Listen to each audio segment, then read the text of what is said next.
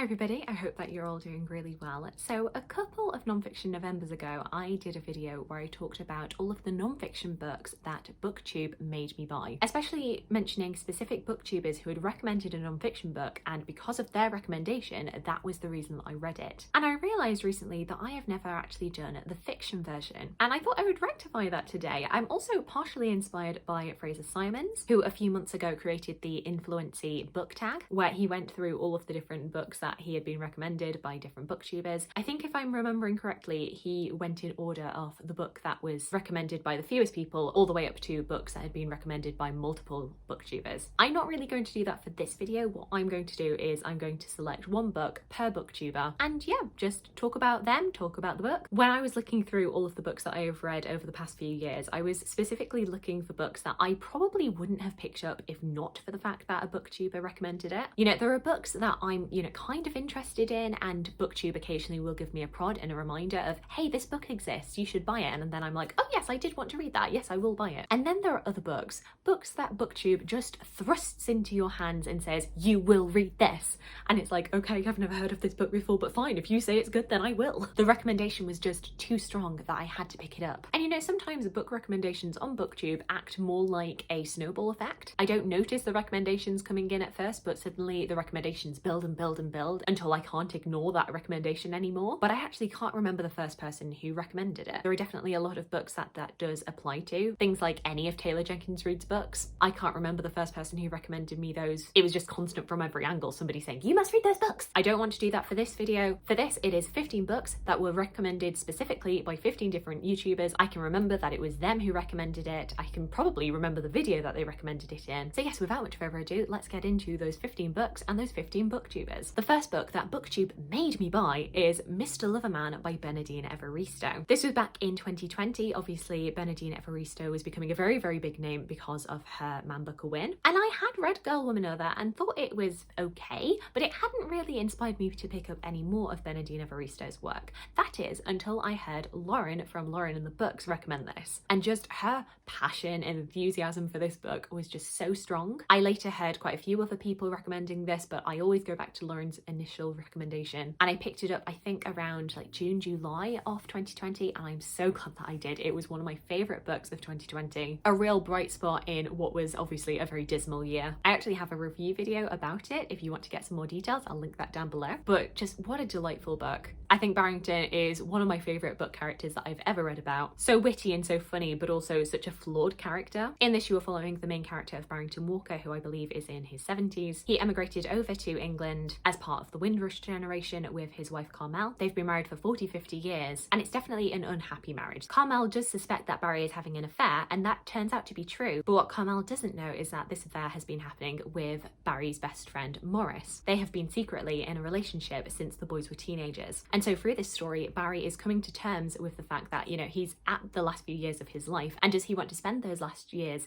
trapped in a loveless marriage, or does he want to come out to his family and give his true love a real go? The next book that BookTube made me read is The Invisible Life of Addie LaRue by V. Schwab. This was one that I was hearing a lot of buzz about in late 2020, and I heard talk about it from a lot of different quarters and didn't really pay any attention to it. However, when Jennifer over at Jennifer Brooks recommended it, I couldn't ignore that recommendation. We have quite similar taste in books, so I always respect any recommendation from Jennifer, and when I actually talked to her about it and saying, wow, this seems to check a lot of boxes and I wouldn't think that it would, I remember the phrase that she used in agreement of, yeah, it does kind of hit our mutual brands of weird. Just mutual brands of weird is a phrase that I will treasure. I just think it's so great in reference to how this book fits in with our bookish loves. So in The Invisible Life of Addie LaRue, we initially start in 1714 in France. You've got the main character of Adeline LaRue, who is being forced into a marriage that she doesn't want with a man that she doesn't love. She runs away from the wedding and collapses on the field, praying and praying to all of the gods to please find her a way out of this. Unfortunately, the sun is set, and the god or the demon that answers her is one of the gods that answer after the dark. This apparition, who we come to know as Luke, grants her this freedom, but what Adeline doesn't know is that this has come at a cost, namely that nobody will ever remember her. And so we follow the next 300 years as Addie tries to find her way of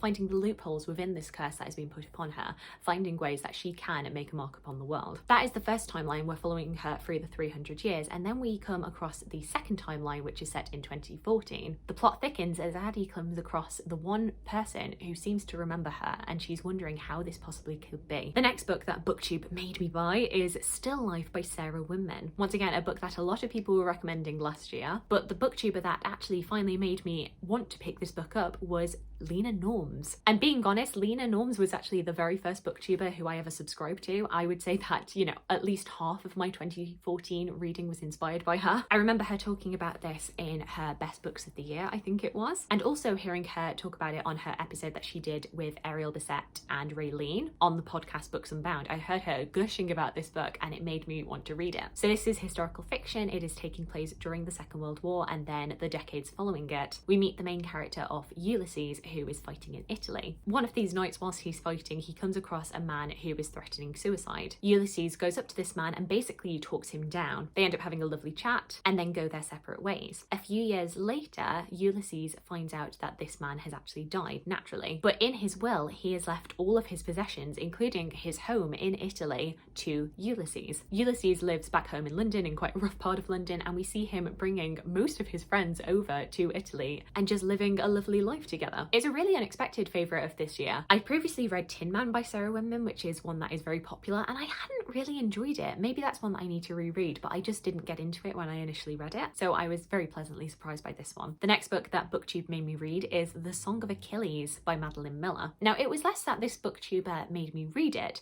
but rather she made me reread it. Because when I was on holiday in 2019, I did initially read The Song of Achilles back to back with Circe. I thought both of them were okay, but nothing special at the time. I hadn't really dug right into Greek myth retelling as I had started to do in 2020, and it just didn't get me in the feels as it felt like it had done for so many other people. However, I remember when Sylvie from the TBR Diaries was initially starting her channel, she did a video that was about books that she wants to reread, and she positively gushed about Song of Achilles. And something about that recommendation just really stuck with me, and I thought, you know what, I probably haven't given Song of Achilles its due. I probably need to go back. I'd read a bit more Greek myth retelling, especially Trojan War retelling. I was getting a bit more into that, whereas I hadn't been so much of an Iliad fan when I initially read Song of Achilles. I went back to it and it blew me away. It is now one of my favourite books of all time. As I say, Song of Achilles is an Iliad retelling, but we are particularly looking at the relationship between Achilles and Patroclus. It's told from the perspective of Patroclus as he is banished from his home and forced to become a ward of Achilles' father. You know, there's been academic speculation on the relationship between Achilles and Patroclus in the Iliad for centuries, even millennia. And so in this book, Madeline Miller is definitely portraying them as lovers. We see the development of their relationship and their love, but then how that comes into conflict with the conflict of the Trojan War. And it's beautiful and it's heartbreaking, devastating.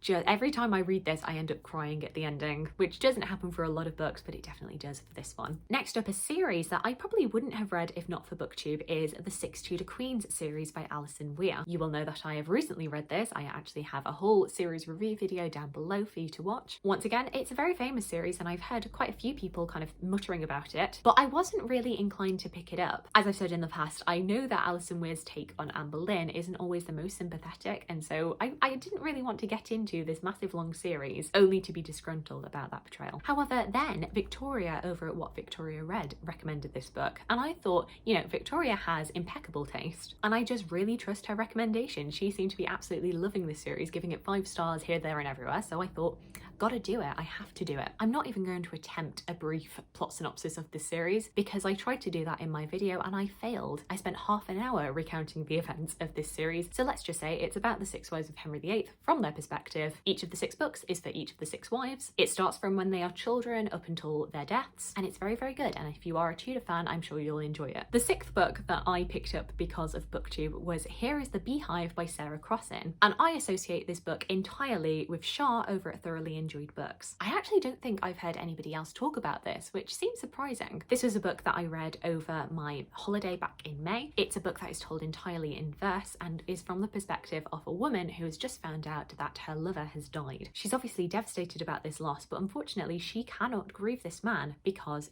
he was already married. She can't publicly grieve for him because then people will know about their affair. And it's all about the turmoil that she's facing, especially finding out more about his family, and maybe some of the things that he was saying about his wife might not be true. The next book that I picked up because of BookTube, I picked up way back in 2014. This was when I was just starting to get back into reading, and this book recommendation comes not from somebody who I think is considered a booktuber, but somebody who does, you know, a decent amount of bookish content, and that is the musical theatre actress Carrie Hope Fletcher. I had to recommend this one because it is a very clear example of a YouTuber influencing what I bought. Especially in 2014, like I say, I was getting back into reading. I didn't really have a clear sense of what my bookish taste was, and so anytime somebody recommended a book, I was like, okay, it must be good, I will try that. And so The Bone Season by Samantha Shannon was one that Carrie had recommended. I remember the video it was in, I will link it down below, and she actually had a proof of it and was like just very enthusiastic about it and that everybody should read this book. And I'm not going to lie to you, I don't remember the plot of this. I know that it is set in an alternative London, it's supernatural, it's dystopian. I believe the main character is a clairvoyant, but this is illegal in the world that she's in. I believe she gets found out and she's taken to this weird underworld where there's these leaders of the world who are a different species to her. She ends up being assigned to one of these leaders who I think is called the Warden,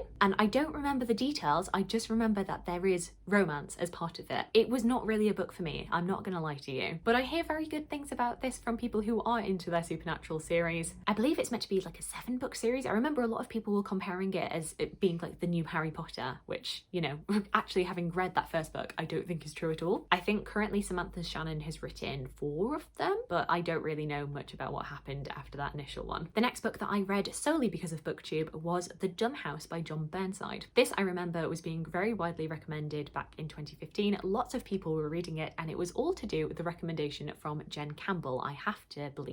If I'm remembering rightly, back in 2015 there was this new collection of vintage classics, and it was all like modern Scottish classics, but I remember The Dumb House being like by far Jen's favourite and the one that she was recommending the most widely. I remember I read it back in the summer of 2015 and really enjoyed it. It's a very twisted story, not the normal kind of book that I read at all. It's all about this very, very twisted man who is obsessed with language acquisition and was taught from a very young age about this story of the Dumb House, where children were intentionally not exposed to language, with the intention being to find out whether or not language is innate to us, whether we will start speaking a language even if we've never been exposed to it. He is so fascinated by this story that he ends up kidnapping a woman. I can't remember if she was pregnant already or if he did impregnate her, but he kidnaps this woman, she gives birth to twins, and he basically performs this experiment on these children. It is very, very dark, but it is beautifully written. I've never read Perfume before, but it reminds me of what a lot of people have said about that book, that it is dark and it's twisted, but you can't help but be enthralled by it because the writing is so good. The next book that I read solely because of BookTube was Little Fires Everywhere by Celeste Ng. This was back at the beginning of 2018, and I do remember a lot of people on BookTube were talking about Celeste Ng, both Little Fires Everywhere, but also Everything I Never Told You. And to be honest with you, a lot of that praise and recognition probably would have just washed right over me if not for the fact that Rosianna House Rojas recommended Little Fires Everywhere, and I actually don't believe that the video that she recommended it in is there anymore. I don't think it's available, but I believe it was like a January wrap-up. Rosianna just always talks really, really eloquently and really persuasively about the books that she has read. I do believe that she used to be a bookseller, so that's probably where she gets it from. And I remember really enjoying it and it really affecting me, though I will admit I've not reread it since, and a lot of the plot details haven't really stuck with me, but I remember it's about this like quiet suburban town, this seemingly perfect nuclear family, and I think it's the mother ends up hiring a maid or a nanny. I can't remember what this character was, but she starts working for this family and she has a daughter, she's a single mother, and this new dynamic within the family really rocks the boat. Like I say, I can't remember a lot of the details, but I remember really, really loving it when I did read it. Maybe I need to go watch the adaptation that they made of it a few years ago. But Celeste Ng is really well known for writing like disruptions to suburban life, taking these like perfect families and really turning them on their heads. Another series that I probably wouldn't have read without the influence of BookTube. Well, maybe I would have, but you know, the prodding wouldn't have been as strong. I wouldn't have happened quite as quickly as it did, is the Sherlock Holmes series by Sir Arthur Conan Doyle. I don't know why Sherlock Holmes has just not really appealed to me. You know, I had Basil the Great Mouse Detective and that was good enough for me, but Jean over at Jean's Bookish Thoughts absolutely loves Sherlock Holmes. I remember she did a lot of videos back in the day about Sherlock Holmes and they just really stuck with me. And it's nice because my dad is also quite a big Sherlock Holmes fan, but that has never been enough to sway me into reading them. And now we have a lot of like common ground when it comes to Sherlock Holmes references. I've bought him a few Sherlock Holmes related books over the years now, and I actually understand what they're talking about. Hey! The 11th book that I have read solely because of the influence of BookTube, is When I Hit You by Meena Kandasamy. I believe that this was nominated for the Women's Prize for Fiction back in 2018, which was also when Jennifer over at Insert Literary Pun here was doing a whole series of videos where she was reading every single one of those books that were longlisted and doing individual book reviews for each of them. Like, it was a mammoth task that she set herself, but I remember tuning into every single one of those videos. But the one that affected me the most and was the most influential on my book reviewing was her review of When I Hit You. I think if I'm remembering rightly, that was her top pick. That was the one that she wanted to win. And I don't know about her, but I am still very, very bitter that this didn't win. I actually have a vendetta against Homefire just because it beat out this book. When I Hit You is kind of semi-autobiographical, and it is all about the main character's experience with domestic violence. I believe she's a young academic, she gets married, and then suddenly this relationship just turns very, very sour. A lot of verbal abuse, mental abuse, physical abuse at some points. I remember just getting so enraged by reading this. One of the major themes of this book is about narratives and who has control over the narratives of our lives. It is such an amazing, powerful book. It's one of my favourite books of all time, but it is really hard going. So maybe not for everybody, but you know, if you think you can handle it, then I definitely recommend it. The 12th book that I was influenced by BookTube to read was Ghachar Ghochar by Vivek Shanbhag, and this is strongly recommended in her videos by Ariel over at Ariel Bissett. Every single time that I see that book on my shelves, I think, oh yes, Ariel. This is another one of those books that hasn't actually left a very strong impression on me, but the impression of the recommendation is very, very strong. So I always think about the video where she recommended it. I read this back in 2018. I believe that this book is about the effects of a lottery win on this family and how the relationships between these family members just break down. It's a very diddy little thing. You can probably read it within an afternoon. And I think maybe because I did read it so quickly, it just didn't leave much of an impact on me. But I was thankful for the recommendation. The 13th book on this list is Before the Coffee Gets Cold by Toshikazu Kawaguchi, and I cannot think about this book without thinking about Emma over at Drinking by My Shelf. Every single time a book in this series comes out, I know that she's going to be very excited for them. I believe Emma was the very first person that I ever saw speak about this, and I can't remember if it's because she was actually working for the publisher at the time, but either way, she has just been singing the praises of this series ever since it came out. I remember I was actually on a trip to London following my master's program. I remember going into Foyles and seeing it like pre-publication, and so I had to snap it up, and I was like, oh, Emma recommended this, and then just having a lovely time reading it in different London restaurants. Before the Coffee Gets Cold is a time travel book. It is set at a cafe which has the ability to time travel, but with some very, very strict guidelines. You can only time travel within the cafe, and you can only meet people who have been to this cafe. There is a very strict time restriction which says that you have to return back to the present day before your coffee gets cold. Otherwise, who knows what will happen? You'll be stuck there forever. The penultimate book that BookTube forced me to read was Middlemarch by George Eliot. Middlemarch, you know, had always been recommended. It's one of those classics that everybody says that you have to read at least once in your life, but I hadn't really heard much about like what the actual plot was about, and to be honest, I still don't think I could summarise it very well, aside from like Middlemarch being a town, it being a microcosm for the rest of the world, or at least the rest of England, and we're following different characters' lives, particularly the main character being Dorothea, and her rather disastrous marriage to a man who isn't really suited to her. Disastrous because very soon afterwards she ends up falling in love with another man, but he is forbidden to her for different reasons. You know, it's a classic that everybody says that you should read, but I probably would not have picked it up, at least not anytime soon, if not for the fact that Claire Fenby was hosting a read-along of this book. This was back, I believe, in July of 2020, and it was just like a really nice community event. Myself and Kieran over at KD Books were reading it, I think, you know, with mixed results in terms of our enjoyment of it. But thank you very much, Claire, for providing that opportunity to become a little bit more well-read in my classics reading. And then speaking of KD Books, could not finish this video without talking about Burnt Sugar by Avni Doshi, which I think Kieran has forced onto every single person who has ever come across his channel. In fact, the forcing was so strong that he actually sent me his original copy that he had read Burnt Sugar with, mainly because he was also getting a copy that was signed by the author, directly from the author herself. So I don't think he's missing this copy too much, but you know, he sent me this copy of this book, and then I ended up disappointing Kieran severely by not really liking it. Ooh. I'm so sorry, Kieran, he will never let me live this down. Burnt Sugar is a story about very, very dislikable characters. We are meeting the main character who has been very much abused by her mother. She spent her childhood with her mother in a cult, but now in the present day as an adult is coming to terms with the fact that her mother has dementia, is becoming much more reliant on her, and she is having to be a caregiver for her mother. But of course she has very mixed feelings about that and being that caregiver to her mother when her mother was never much of a caregiver to her as a child. I remember reading the first chapter of this and thinking thinking it was absolutely fantastic, but for me, the momentum just did not sustain for the rest of the book. Typically, I'm absolutely fine reading about dislikable characters, dislikable protagonists, but usually there has to be some sort of spark, some sort of reason that I keep on reading about them, something of interest and intrigue to me. And I just didn't really feel it for this main character. I just wasn't particularly wowed by this book. But I do definitely think it's a case of it's not the book, it's me. It just didn't hit me the way that it should. Because I know so many people who have absolutely loved this. So do not just take my word for it. And once again, I'm very, very sorry, Karen, for not loving a book that you loved.